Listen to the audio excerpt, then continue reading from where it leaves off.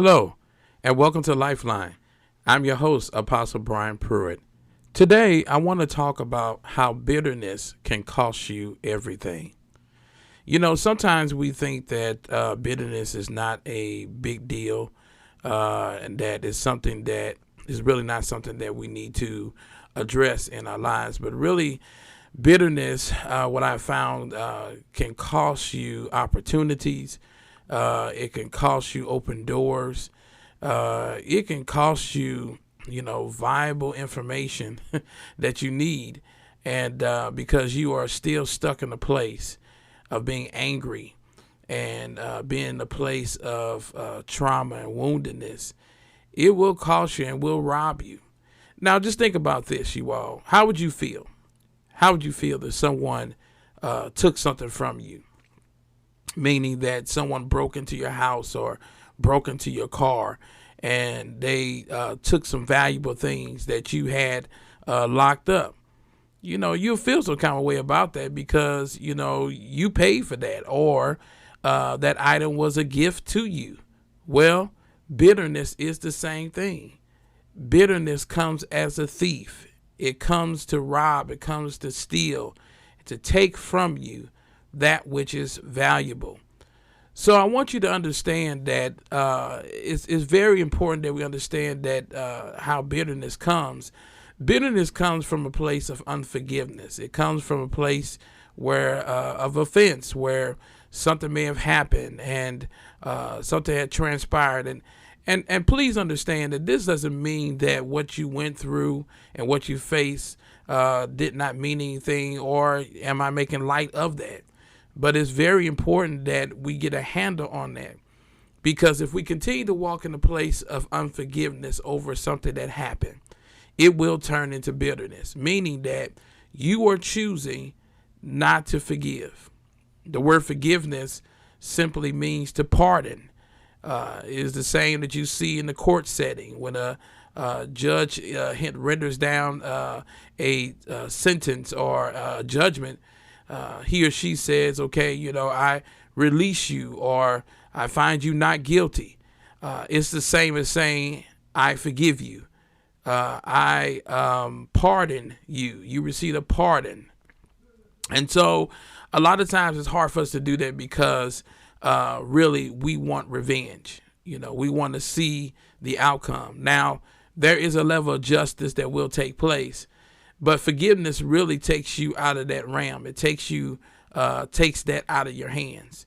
And the truth of the matter is that revenge is not something that you and I are to operate in. The Bible says that vengeance is mine, I will repay. You know why God said that? Because if we took the time, or if we decided to take upon ourselves to take revenge on a matter or handle the matter in such a way to where we're going to repay someone because of what they did, it could cost us everything. It could cost us our livelihood. It could cost our freedom.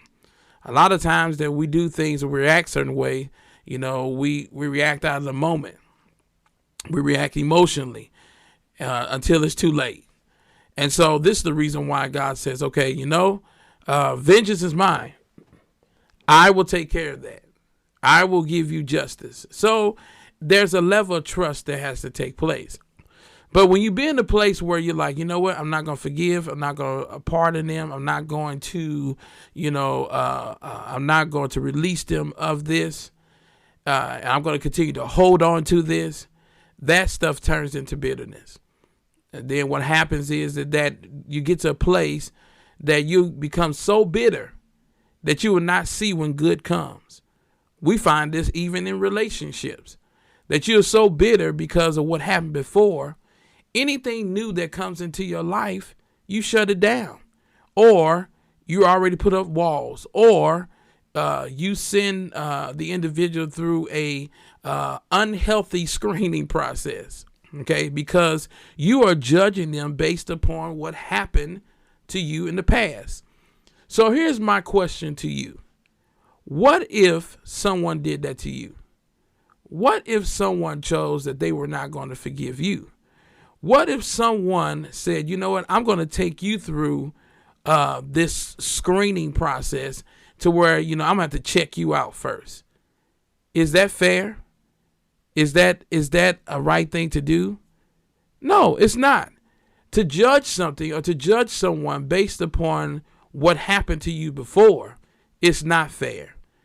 And when you do that, what happens is that you are literally treating them as if they were the one that committed the offense. So they don't look like the person, they don't sound like the person. So no matter who's in front of you, just because you went through something and you call it, well, I'm gonna put my walls up and put barriers up. No, that's not what it is. You are being in a place where you just, you're being suspicious. Okay. But it's all coming out of this place of bitterness because of what you chose not to let go of.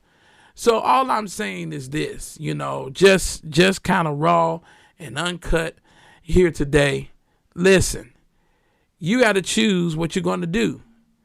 And you cannot blame anyone by information or missed opportunities that you didn't get. You cannot tell someone, well, you never told me this, or I never had the chance.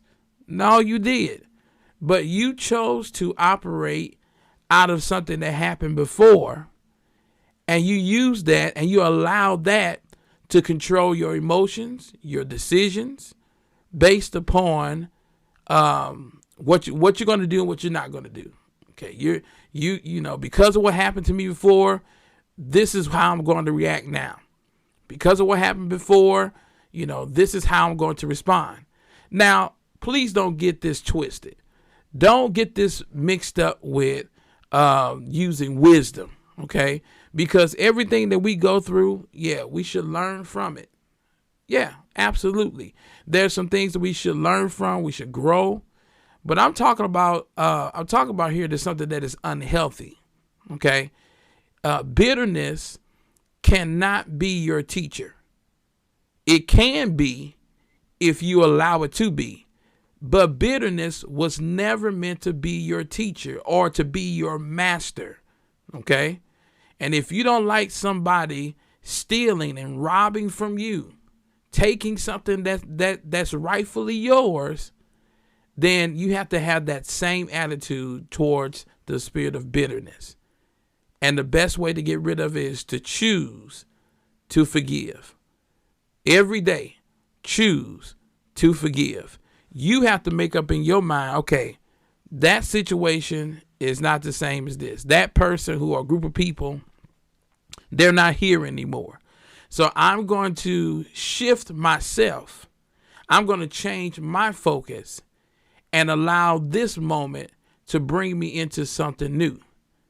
I'm telling you, we get new opportunities every day, and God brings new people into our lives. But to be honest with you, there's a thing called self-sabotage. And the truth of the matter is, nobody's stopping you. Nobody's killing your opportunities. Maybe it's just you.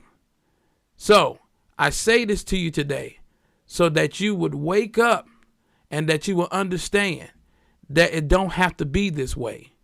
You don't have to miss out because bitterness is your taskmaster. Only you can address this. Nobody else can fix this.